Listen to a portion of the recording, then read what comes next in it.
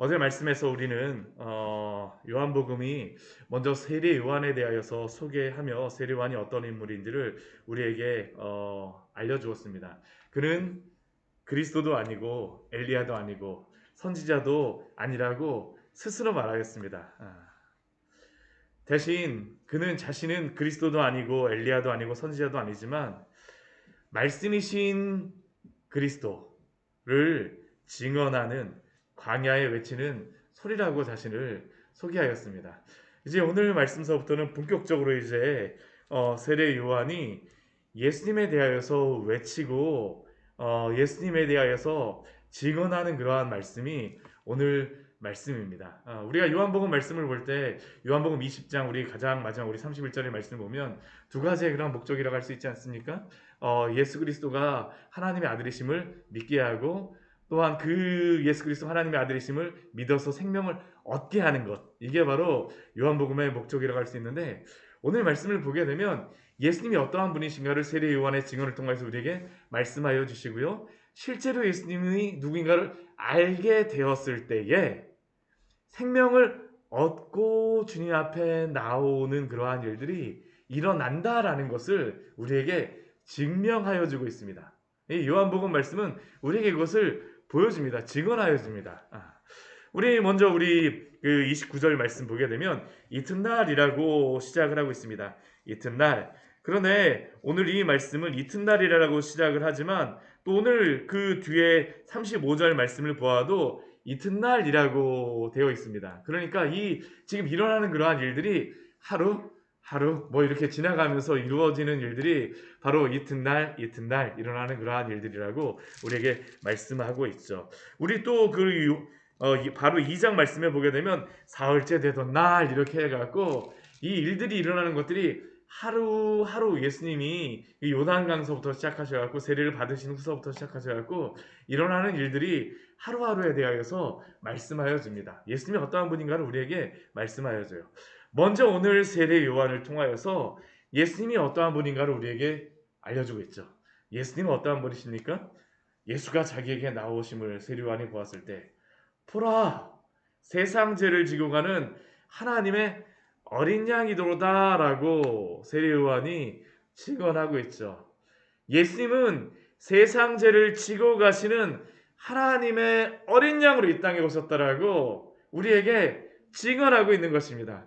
이것은 누구에게 말하는 것이냐면 요단 강가에 와서 있는 그러한 사람들입니다. 세례를 받기 위해서 많은 사람들이 세례 요한이 있는 그곳에 왔었습니다. 많은 사람들에게, 불특정 다수의 그러한 사람들에게, 그 세례 요한에 모여 있는 그러한 사람들에게 보라, 세상 죄를 지고 가는 하나님의 어린 양이로다라고 외칩니다. 오늘 이 외침은 한 번만 외치는 것이 아닙니다. 이 요단강에 모였던 사람들뿐만 아니라 우리 뒤에 우리 35절 우리 그 36절 말씀을 보아도 그 제자 두 사람에게도 또 이야기합니다. 제자 두 사람과 세례 요한이 함께 있을 때에 이번에 또 예수님이 나오시자 또 무엇이라고 그가 소개합니까? 예수님에 대하여서 보라, 하나님의 어린 양이로다. 왜 이것을 세례 요한을 이렇게 강조하면서 주변에 있는 사람들마다 보라, 세상 죄를 지고 가는 하나님의 어린 양이라는 것을 이렇게 강조하며 외치겠습니까? 이것이 바로 예수님이 이 땅에 오신 가장 중요한 그러한 이유라는 것이죠. 이스라엘 백성들에게 또한 이 구약 성경을 아는 그런 모든 사람들에게 가장 그들이 듣고 싶었던 열망하였던 그 소식이 무엇일까요? 세상 죄를 지고 가는 하나님의 어린 양이 도대체 누구인가라는 것이 바로 그들의 질문이었습니다. 이것은 창세기 아담과 하와가 범죄한 이후서부터 그렇게 시작이 되어지죠.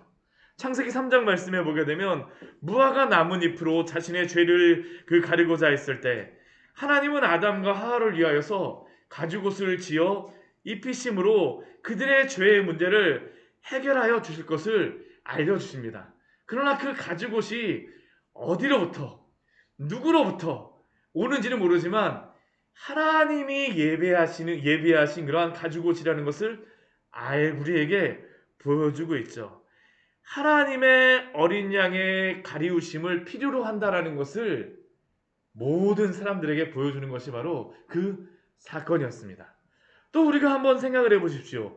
창세기 22장 말씀을 보게 되면 모리아 산에 그 번제를 드리기 위하여서 그 아브라함과 이삭이 갔었는데 그들 사이의 대화 가운데 너무나도 중요한 그러한 그 말씀이 있습니다. 우리 말씀 같이 한번 찾아보도록 할까요? 우리 창세기 22장 말씀입니다.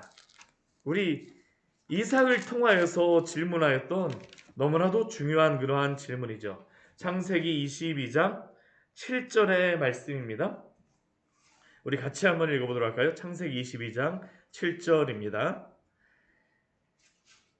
이삭이 그 아버지 아브라함에게 말하여 이르되 내 아버지여 하니 그가 이르되 내 아들아 내가 여기 있노라.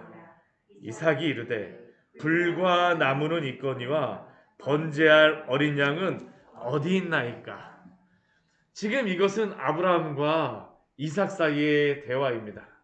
그 며칠 동안 그 자신의 그러한 집으로부터 쭉 브엘세바로부터 여기서 올라올 때에 나무도 가져오고 여러 가지 모든 것들은 불과 칼 들고 여러 가지 것들은 다 준비해서 오는데 나무는 준비해서 오는데 도대체 번제할 어린 양이 어디 있냐라는 것이죠. 어린 양 없이 제물을 드릴 수 있는데 이 어린 양이 어디 있습니까? 근데 이 어린 양이 어디 있습니까? 라는 그 질문에 대해서 아브라함이 무엇이라고 이 이삭에게 대답을 합니까? 우리 그 뒤에 우리 창세기 우리 22장 8절 말씀도 우리 같이 한번 읽어보도록 할까요? 아브라함이 이르되 내 아들아 번제할 어린 양은 하나님이 자기를 위하여 친히 준비하시리라 하고 두 사람이 함께 나아갔어.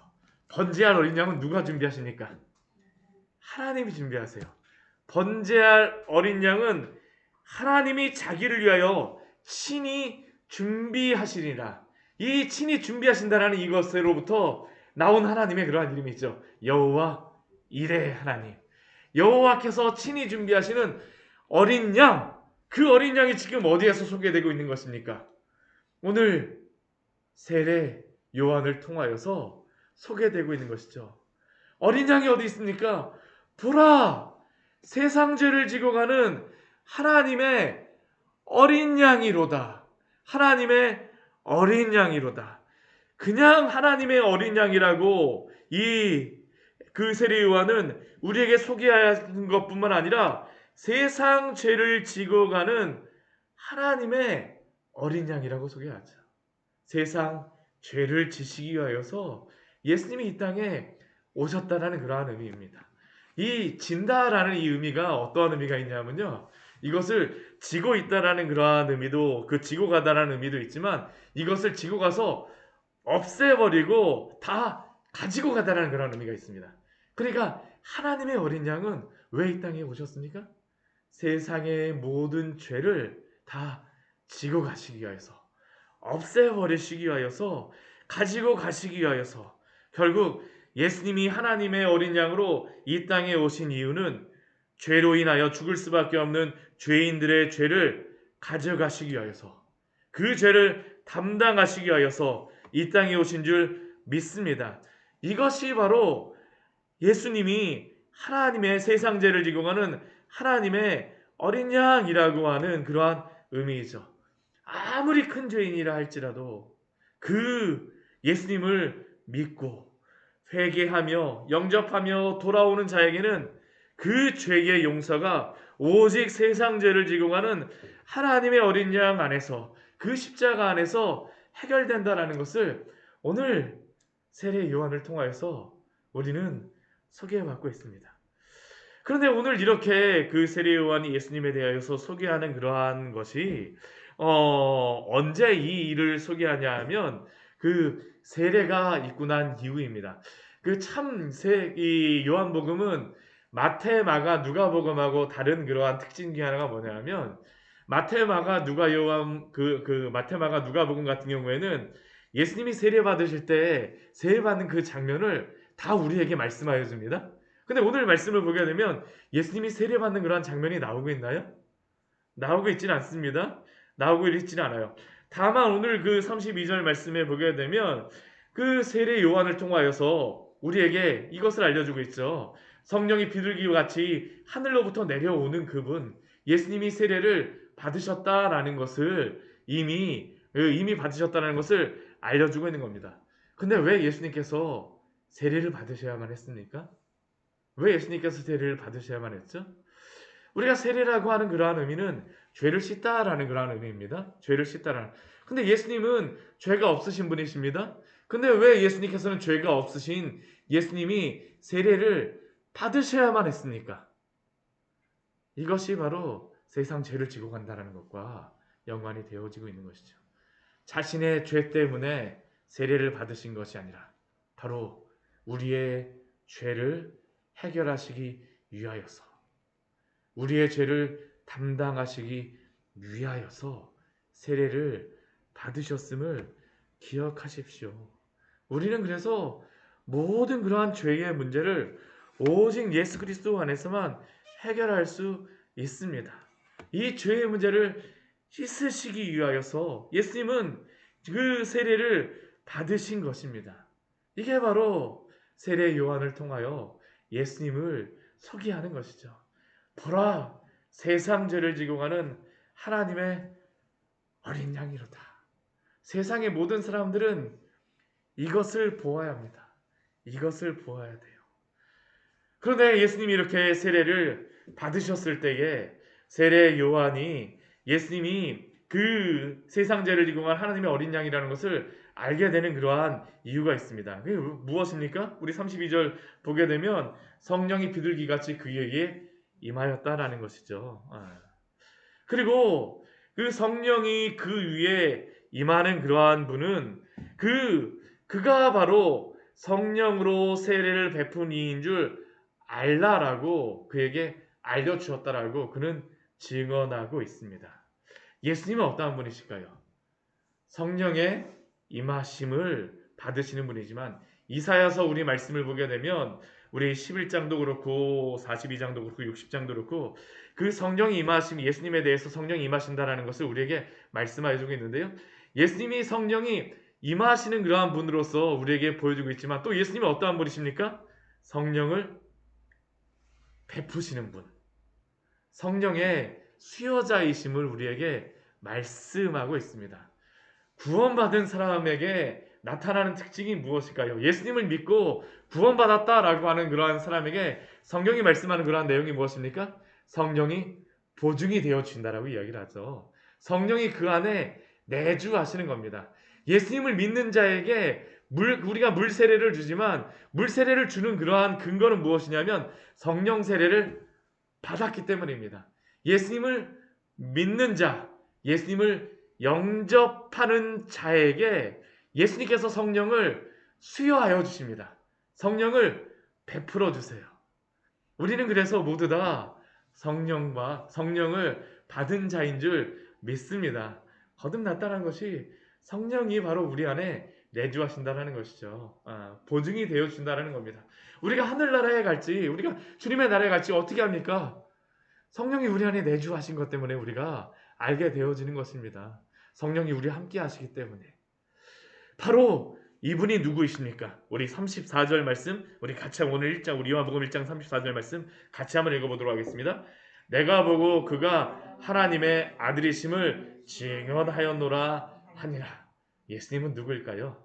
하나님의 아들이십니다. 우리 마태, 마가, 누가복음 한참 뒤가 지난 후에 하나님의 아들이라고 하는 그런 고백이 나오는데 요한복음 같은 경우는 시작서부터 하나님의 아들이시다라는 것을 세례 요한을 통하여서 증언하고 있는 것이죠. 이 요한복음은 모든 사람이 예수 그리스도가 바로 하나님의 아들이심을 믿기로 원합니다. 하나님의 아들이심을 증언하였노라. 그리고 이러한 세례 요한의 증언은 자신의 주변에 있던 요단강에서 그 세례를 받고 세례 요한의 그러한 이야기를 듣기 위해서 왔던 그 사람들에게만 이야기하는 것이 아닙니다. 누구에게 그 다음 이야기를 할까요? 이것을 누구에게 증언을 할까요? 제자들에게 증언하는 것입니다. 오늘 말씀을 보게 되면 세례 요한을 통해서 증언되어지는 그러한 일들이 일어납니다. 증언되어지는 일들이 일어나요. 우리 또 이튿날 되니까 요한이 자기의 제자들 중에 두 사람이 함께 있을 때 그가 예수님이 오시는 모습을 보자, 그 거니시는 모습을 보자 이야기합니다. 보라, 하나님의 어린 양이로다. 근데 사실 이것은 세례요한 이것을 이야기하면 안 돼요. 이 이야기를 듣자마자 어떤 일이 일어납니까? 그 두 명의 제자가 이 말을 듣자마자 세례요한은 그냥 내버려두고선 예수님 따라서 가는 겁니다. 세례요한의 제자가 갑자기 예수님의 제자가 되어져요. 그런데 이게 바로 세례요한의 사명이었습니다. 주의 길을 예비하는 자, 평탄하게 하는 자, 주님을 발견한 자. 이게 누가 예수님을 믿게 될까요? 예수 그리스도가 누구인지를 증언하게 되면 그 말을 들은 자들의 마음 가운데에서 성령께서 역사하시고 그들을 불러주세요. 그리고 예수님을 따르게 하시는 것이죠. 우리는 전하는 것입니다. 교회의 그 사명이 무엇일까요? 바로 세례 요한과 같이 주 예수 그리스도가 누구이신가를 우리가 증언하는 겁니다. 그러자 이들이 예수님을 따르게 되어지죠. 따르게 되어집니다. 하나님의 어린 양이로다. 보라, 하나님의 어린 양이로다. 세례 요한은 자신이 유명해지기 위해서 일을 하는 것이 아닙니다. 예수 그리스도를 보게 하는 것이 바로 세례 요한의 목적이었고, 또한 교회도 이겁니다. 우리가 유명해지면 안 됩니다. 교회 안에서 오직 그리스도의 이름만이 높여지고 경배받기를 소원합니다. 이게 광야의 샘교회를 이곳에 세우신 목적인 줄 믿습니다. 이것이 바로 세례 요한의 제자 가운데 일어났던 것이죠. 세례 요한은 자신의 길을 예비하는 것이 아니라 주의 길을 예비하였습니다. 제자까지 예비하는 겁니다. 그러자 이 두 제자가 이 말을 듣고 나서 바로 예수님을 따라요. 예수님을 발견했기 때문에 일어나는 일입니다. 그러자 이렇게 그 예수님을 따르는 그 두 제자를 보시면서 예수님이 질문을 하세요. 그래, 잘 왔다 하면서 이렇게 말씀해 주시면 참 좋은데 무엇이라고 말씀하십니까? 무엇을 구하느냐라고 그들에게 질문하시죠. 도대체 너희들이 무엇 때문에 나를 찾으러 왔느냐라는 게 예수님이 이들에게 하시는 그러한 질문입니다. 많은 사람들이 예수님을 따른다고 하지만 그들은 예수님을 하나님의 어린 양으로 믿고 따르기보다는 세상의 많은 명예를 얻기 위하여서, 재물을 얻기 위하여서, 성공을 얻기 위하여서, 내가 원하는 것을 얻기 위하여서 예수님을 따르고자 하지 않습니까? 예수님께서 질문하세요. 무엇을 구하느냐? 근데 이들의 답변이 무엇일까요? 이들은 다른 것 구하지 않습니다. 딱 한 가지만 구합니다.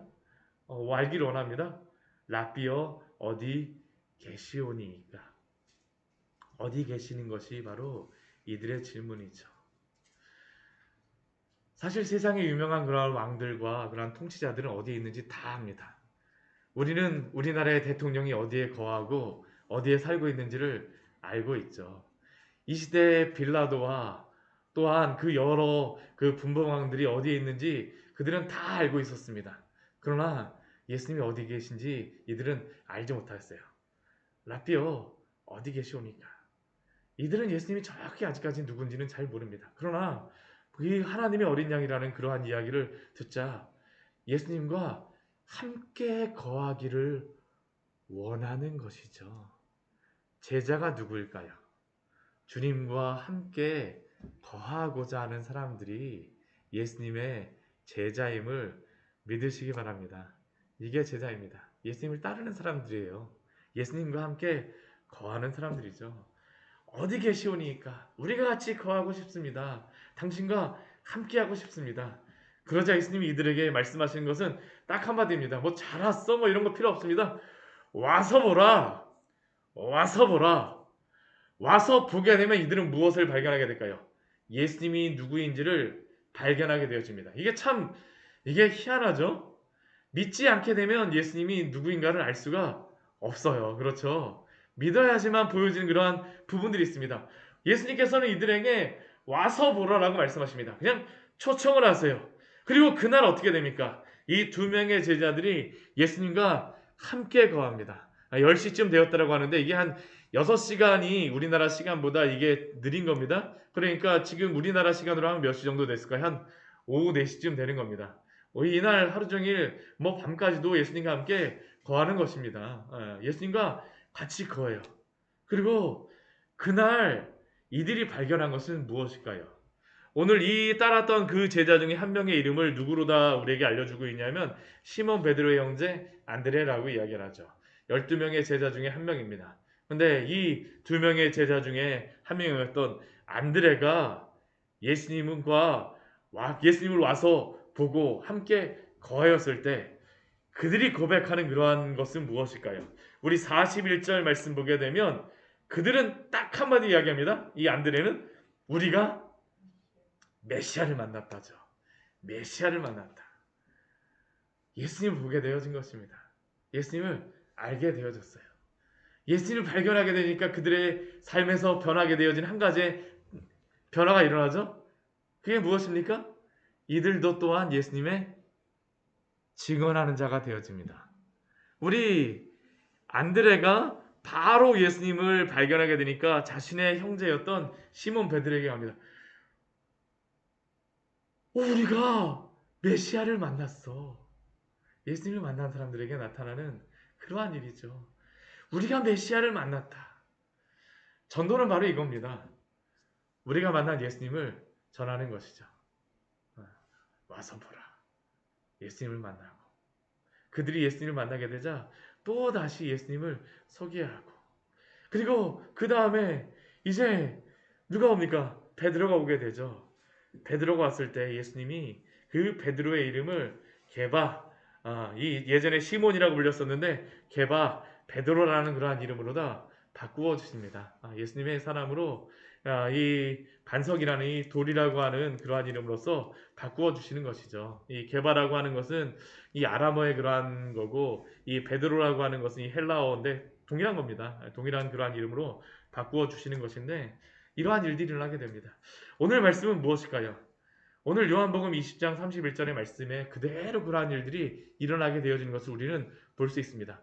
하나님의 아들임을 믿게 되어지고 하나님의 아들임을 믿게 되어진 그러한 사람들이 생명을 얻음으로 또다시 증언하는 일들이 일어나는 그러한 일들을 우리에게 볼 수 있습니다. 저는 오늘 우리의 삶에서 이러한 일이 있기를 축원합니다. 와서 보라. 하나님의 어린 양, 세상 죄를 지고 가는 하나님의 어린 양을 증언하고 증거함으로 말미암아 우리 주변에 있는 많은 사람들이 주 앞에 돌아오고 광야의 샘교회를 통하여서 많은 영혼들이 돌아오기를 같이 기도하여 주십시오. 함께 기도하도록 하겠습니다. 하나님 아버지, 오늘 이렇게 귀한 말씀을 우리에게 허락하여